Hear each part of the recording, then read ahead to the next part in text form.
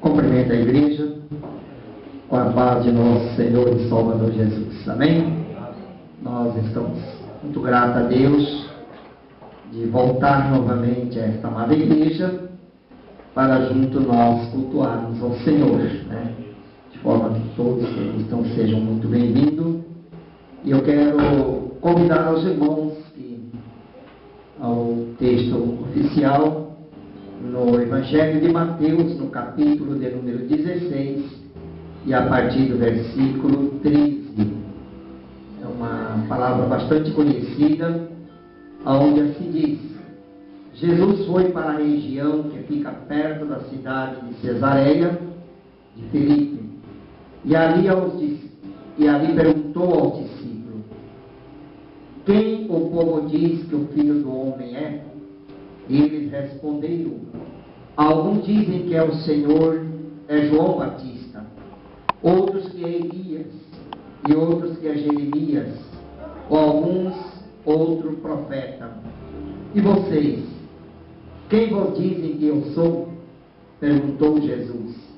Simão Pedro respondeu: o Senhor é o Messias, o Filho de Deus vivo. Amém. Jesus afirmou: Simão, filho de João, você é feliz porque esta verdade não foi revelado a você por nenhum ser humano, mas veio diretamente de meu Pai que está no céu. Portanto, eu lhe digo: você é Pedro, e sobre esta pedra construirei a minha igreja, e nem a morte poderá vencê-la. Eu lhe darei a chave do reino do céu, e o que você proibir na terra será proibido no céu, e ao que permitir na terra será permitido no céu. Então Jesus ordenou que os discípulos não contassem a ninguém o que ele era o Messias. Amém. Eterno Deus, nós te louvamos, nós te adoramos a ti, Senhor. Quando abrimos a nossa boca e expressamos o cântico, o sinal de alegria, Senhor, está dentro de nós. E agora, meu Deus, é o momento da sua palavra também, Senhor. E sabemos da importância dela para nossas vidas. Que não possa falar de mim mesmo, mas sentir através do Espírito Santo, Senhor. Que as palavras possam fluir e trazer para a igreja cada dia fortalecimento e edificação. Que nossos irmãos que estarão ouvindo também tenham o coração aberto para a sua palavra. Certamente no final desse culto, juntos estaremos orando, Senhor, e em teu nome serão curados, enfermos, libertos, Senhor, porque tu és Deus em cima no céu, assim como aqui na terra, e nós confiamos nesse poder maravilhoso. Nós pedimos agradecido em nome de Jesus. Amém, Jesus. Amém.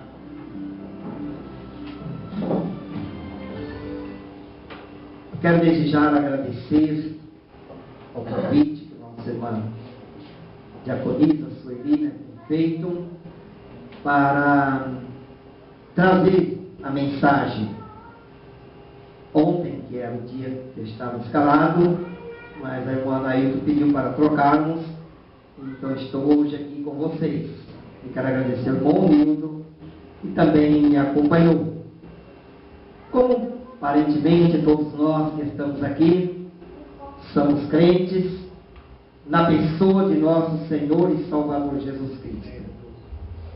Eu quero compartilhar um pouco da história de Pedro, que talvez seja um dos discípulos mais assim familiar dentro da Bíblia, que mais nós conhecemos os seus feitos, como também acompanhamos os momentos de fraqueza de Pedro, mas tudo que Deus deixou registrado dentro das Escrituras, ela tem uma finalidade, um objetivo, e nós podemos tirar lições importantes, como tema, ele nos fala da queda, como também da restauração de Pedro. Dificilmente alguém, com seus longos anos de vida cristã, não tem tido momentos de fraqueza, momento de descuido, momento de vacilo. E a história de Pedro, ela não é diferente, mas ela pode nos trazer algumas advertências e também ao mesmo tempo a gente refletir o cuidado que o Senhor Jesus Cristo tem, a sua fidelidade quando Ele nos adverte a todos nós, o que nos leva muitas vezes a alguma queda, a algum fracasso. Na realidade, nós vamos citar algumas dos acontecimentos da vida de Pedro, mas na minha ou na sua pode ser diferente. Pedro era um dos grandes destaques, um dos grandes discípulos do Senhor.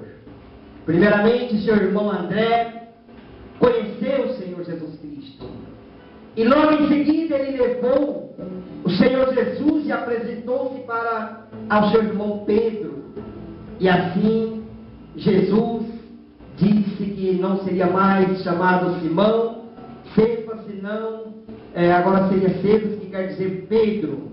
Desde então, ele recebeu um nome diferente. Pedro, na verdade, era um homem, assim, muito disposto. Os irmãos percebem que foi a primeira pessoa que teve a coragem de confessar que Jesus Cristo era o Messias. Parece que ainda uma dúvida pairava sobre a mente de muitos dos discípulos, mesmo eles vendo os milagres, os sinais que Jesus realizava, mas ainda tinha alguma dúvida. Será que ele é o Messias ou não? Até mesmo João Batista mesmo mandou perguntar para Jesus se ele era o Messias ou eles deveriam esperar outro. A resposta de Jesus a João Batista, ao mensageiro que veio trazer a pergunta, e leve para João e diga: os cegos estão vendo, os paralíticos estão andando, os aflitos são libertos, os pecadores são salvos. E assim ele foi apresentando uma lista, porque João Batista conhecia a profecia do capítulo 61 de Isaías, que diz: o Espírito de Jeová está sobre mim, né? Portanto, ele diz: eu vim para libertar os oprimidos, curar os contritos de coração, dar vistas aos cegos, pôr em liberdade as pessoas e anunciar a salvação. Então isso foi suficiente para João Batista, mesmo na prisão, crer: eu realmente apontei o Cordeiro certo. Quando ele disse: este é o Cordeiro de Deus que tira o pecado do mundo. Amados, Pedro agora também fazia uma trajetória importante, mas uma das fraquezas que levou Pedro a uma queda, primeiro, a alta confiança que ele tinha em si mesmo. No capítulo 22 do Evangelho de Lucas, que nós vamos refletir, no versículo de número 33, nós deparamos que Pedro estava cheio de alta confiança quando ele disse assim: estou pronto para ser preso e morrer com o Senhor. Pedro estava cheio de alta confiança por tudo que ele havia realizado, por tudo que o Senhor havia falado a respeito dele. Ele disse: eu estou pronto para ser preso e morrer com o Senhor. Significa que Pedro estava cheio de alta confiança. Irmãos, na nossa trajetória cristã, quantas pessoas conhecemos, ou às vezes nós mesmos, há momentos que sentimos-nos autoconfiantes, achamos que o nosso conhecimento, os nossos anos de crença, o talento que temos para cantar ou para pregar, ou porque muitas vezes oramos pelo enfermo e ele é curado, parece que isso gera dentro de nós uma alta confiança.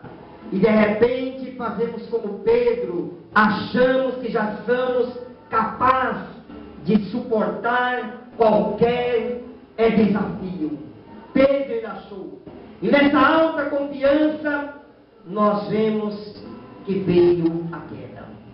Queridos, nunca se confia em você mesmo.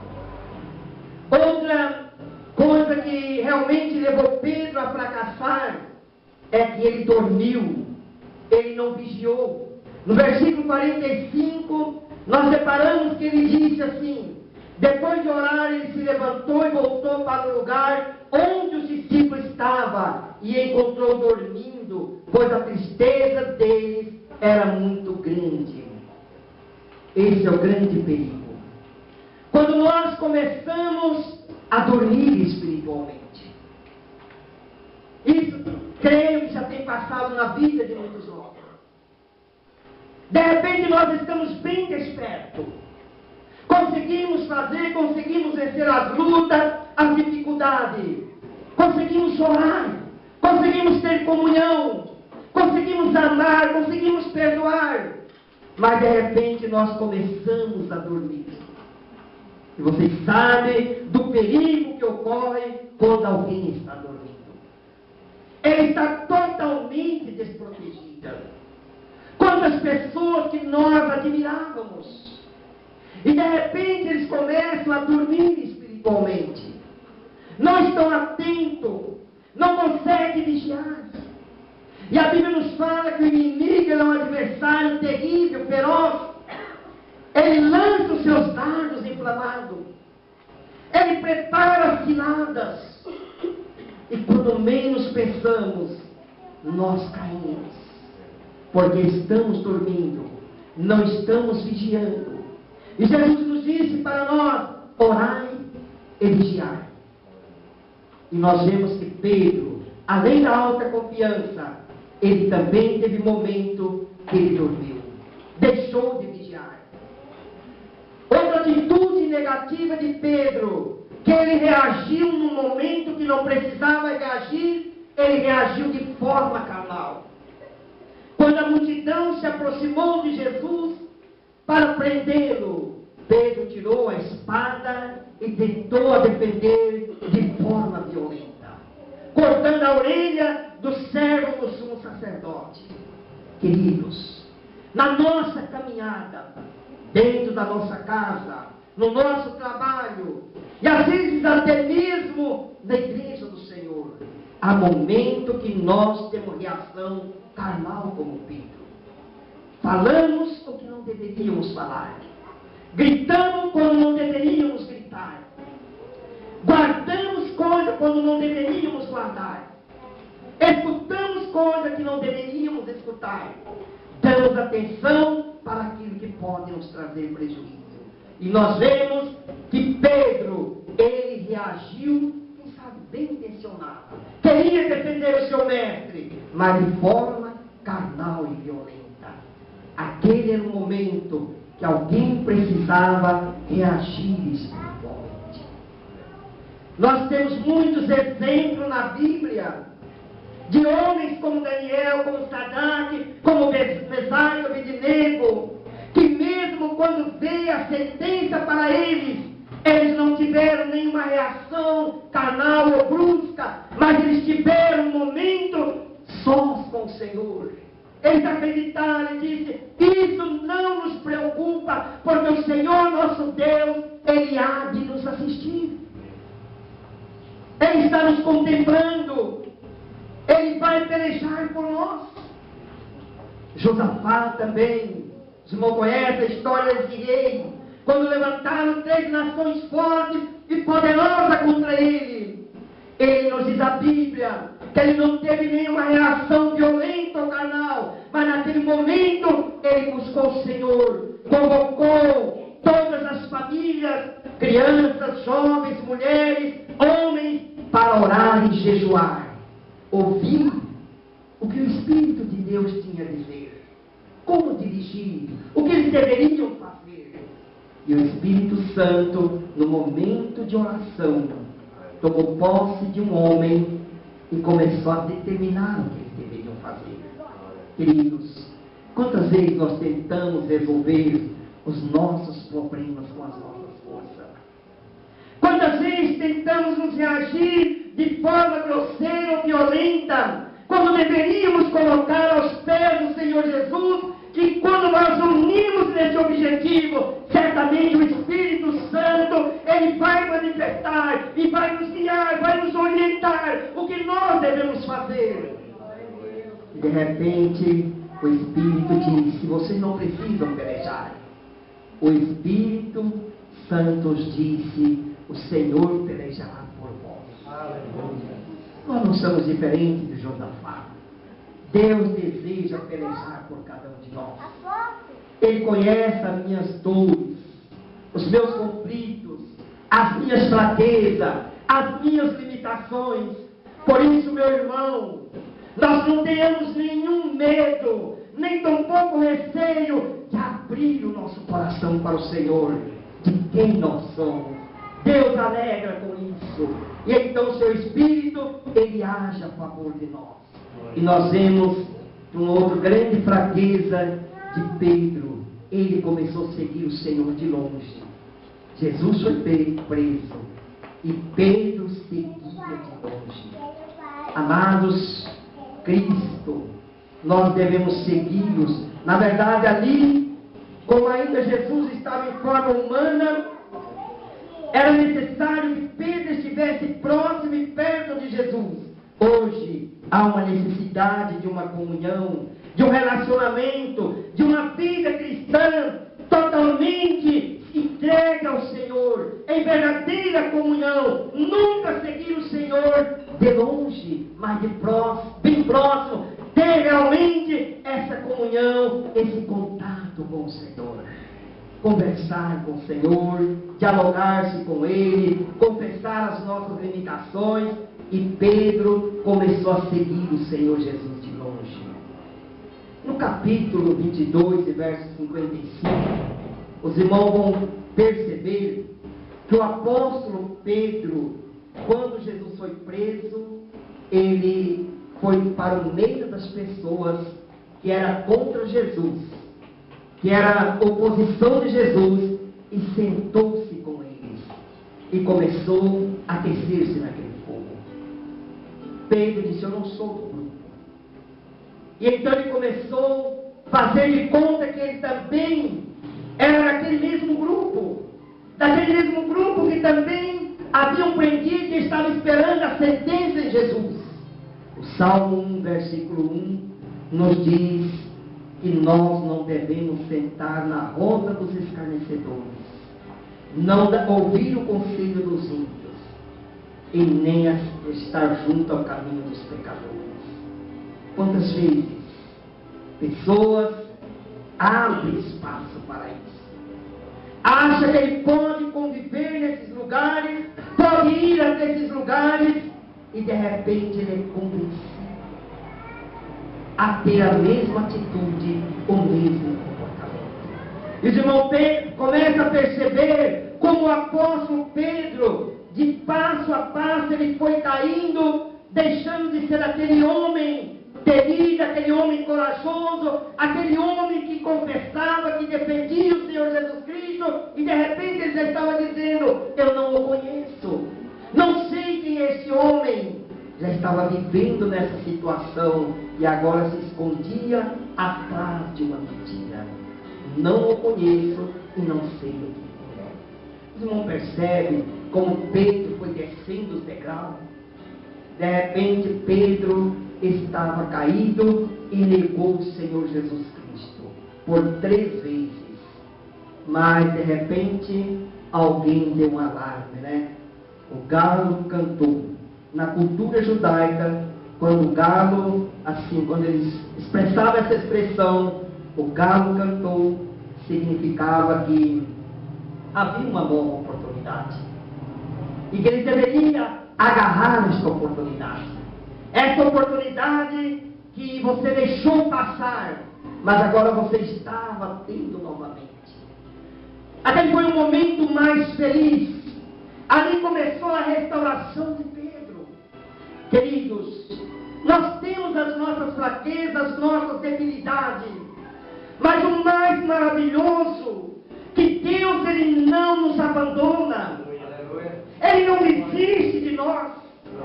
Não era por essa fraqueza de Pedro que o Senhor Jesus Cristo desistiu dele, não. Agora chegou um momento mais supremo começou um trabalho de restauração na vida de Pedro, permitiu que o galo cantou, colocou na consciência de Pedro: você está tendo uma nova oportunidade, hoje você poderá levantar, a sua vida será restaurada novamente. E então, naquele momento, queridos irmãos, como a palavra de nosso Deus, ela nos mostra: quem nos separará do amor de Cristo? A dor, a morte, a fome, a injúria, nada nos poderá separar. É a palavra de Paulo, um homem experiente, um homem que tinha certeza em quem ele tinha crido. E agora começou realmente uma restauração na vida de Pedro. Ele olhou naquele momento para Jesus. Jesus olhou para ele e então ele começou a chorar amargamente. Choro, irmão, a Bíblia diz: bem-aventurados que choram, porque eles serão consolados. O coração de Pedro começou a ser quebrantado. Aquele foi o momento da conversão, quando Jesus havia dito para Pedro da seguinte maneira: o Satanás quis realmente se irantar com a sua vida, mas eu roguei por ti. Querido, esse é o grande objetivo dele. Ele se anda com as vidas, joga as pessoas na lama, pisa em cima, fere as pessoas, tira realmente a sua autoestima. Você percebe que muitas vezes, por dentro, você se sente ferido. Há conflitos que realmente estão lá dentro de você. Como disse Paulo: bem que eu quero fazer, eu não consigo, mas o mal de repente está me dominando. Paulo chegou ao ponto de dizer: miserável homem que sou. Parece que era um câncer que corroía por dentro, que realmente ia me matando aos poucos. Mas ele descobriu que o homem não vence por si mesmo. Posso conhecer a Bíblia de capa a capa, posso vir todos os dias na igreja, mas eu não venço por causa disso. De repente, quando ele dizia: miserável homem que sou, quem me livrará dessa situação? De repente, de dentro dele sai um brado, um grito, uma alegria, uma vitória. Eu dou graças a Deus que por meio de Jesus Cristo, que ele descobriu que tudo é por meio de Cristo Jesus, é que se vence, é que se conquista, é que se alcança. E nós vemos que o apóstolo Pedro, realmente o Senhor rogou por ele. Meu querido, talvez você tenha lutas de dificuldade, talvez a luta é lá dentro de você, talvez não é aquela luta interior, que é exterior, muitas vezes financeira, ou contra uma doença, ou contra alguém que lhe aborrece, mas às vezes ela está alojada lá dentro de você. É a pior que existe, mas ela pode ser vencida. Cristo já venceu por você na cruz do Calvário. Ele tomou sobre si as nossas enfermidades, ele tomou sobre si as maldades, os nossos pecados, e levou na cruz do Calvário.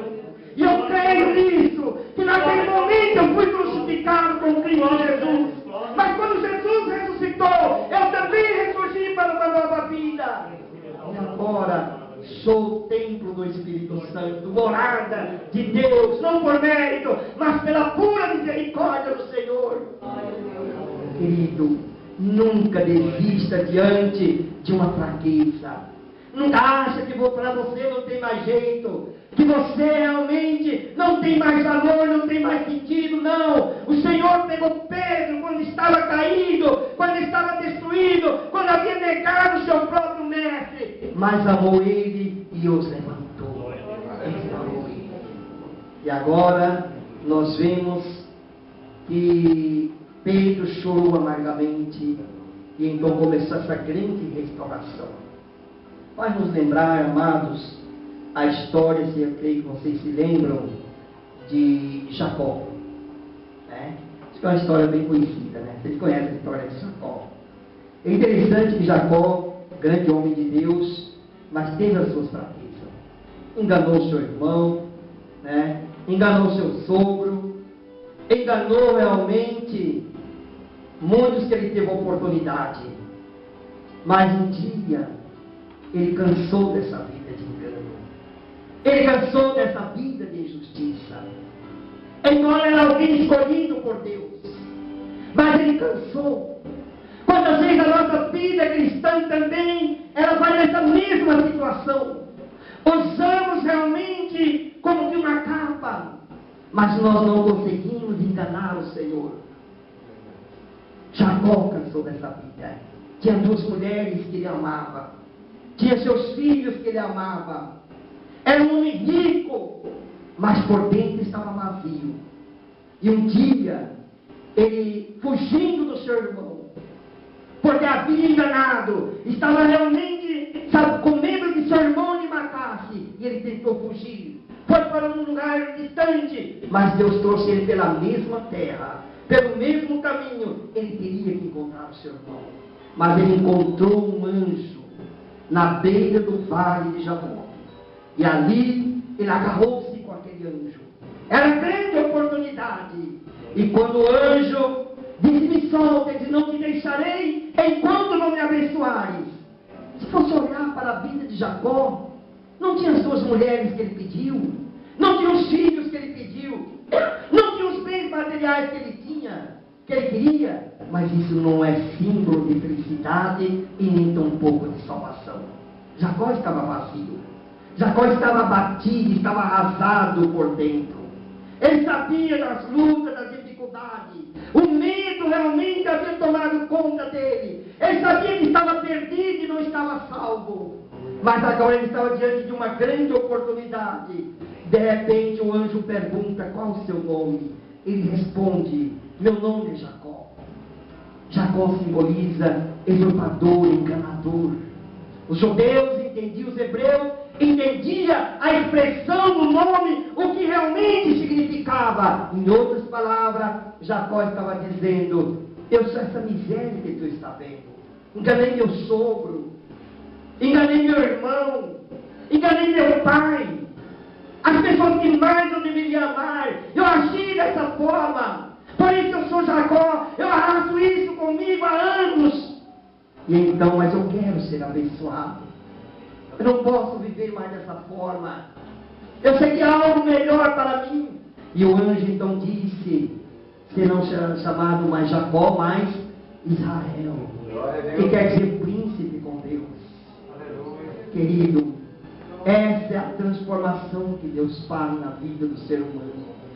Pedro caído, agora restaurado, no dia do Pentecoste, realmente fez uma grande missão. Levantou-se, cheio do Espírito Santo, e começou a anunciar a Jesus. O mesmo Jesus que ele havia negado, agora ele começou a dizer: saibam, nação de Israel, que a esse Jesus que vocês mataram, crucificando, colocaram em uma cruz, colocaram na sepultura, mas o Senhor o ressuscitou novamente dentre os mortos. Ele é o Messias prometido, Ele é o Filho de Deus, Ele é o Senhor da nossa vida, Ele é o Salvador. E então isso causou impacto nos corações, e eles perguntaram: o que faremos?